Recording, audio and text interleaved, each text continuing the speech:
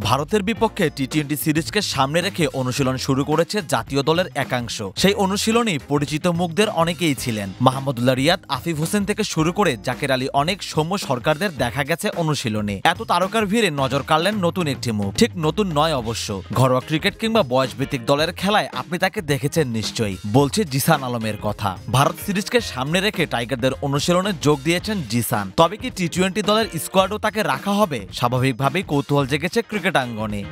অনূর্ধ্ব-19 বিশ্বকাপের সুপার সিক্সে নেপালকে গুড়িয়ে দেওয়ার অন্যতম কারিগর ছিলেন পাওয়ার হিটার জিসান আলম, মারকুটে ব্যাটার, অনূর্ধ্ব-19 দলের স্টাইলিশ ওপেনার। ক্রিকেটের খোঁজখবর যারা রাখেন তারা জানেন যে জিসানকে অনেকেই বলে থাকেন বাংলাদেশের রোহিত শর্মা। রোহিতের মতোই প্রায় অবিকল জোরে ব্যাট চালাতে পারেন, দ্রুত রান তুলতে পারেন। আকার গড়ন এবং ব্যাটিং স্টাইলেও তিনি যেন অন্য এক রোহিত শর্মা।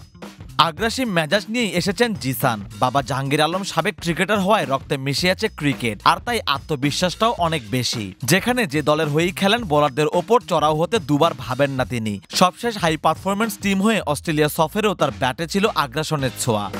সেজন্যই কিনা টিম ইন্ডিয়ার বিপক্ষে মহা গুরুত্বপূর্ণ সিরিজ খেলার আগে অনুশীলনে ডাকা হয়েছে এই ডানহাতিকে। কোচ সোহেল আহমেদ ব্যক্তিগতভাবে খোঁজখবর নিয়েছেন তার। সিনিয়র ক্রিকেটাররাও এসে কথা বলেছেন। যাদের মতো হওয়ার স্বপ্ন দেখেছেন সবসময়, প্রথমবারের মতো তাদের সাথে অনুশীলন করতে পেরে তিনিও খুশি আটকে রাখতে পারেননি।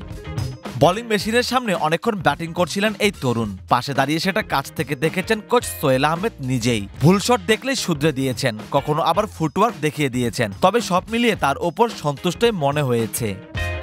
যদিও ভারতের বিপক্ষে টি-20 সিরিজে সুযোগ পেয়ে যাবেন এই ওপেনার, সেটা ভাবাও বাড়াবাড়ি হবে। আন্তর্জাতিক ক্রিকেটে জায়গা পাওয়ার আগে কাজ করার অনেক কিছুই আছে তার। তবে তিনি যে জাতীয় দলের রাডারে চলে এসেছেন সেটা অন্তত বলা যায়।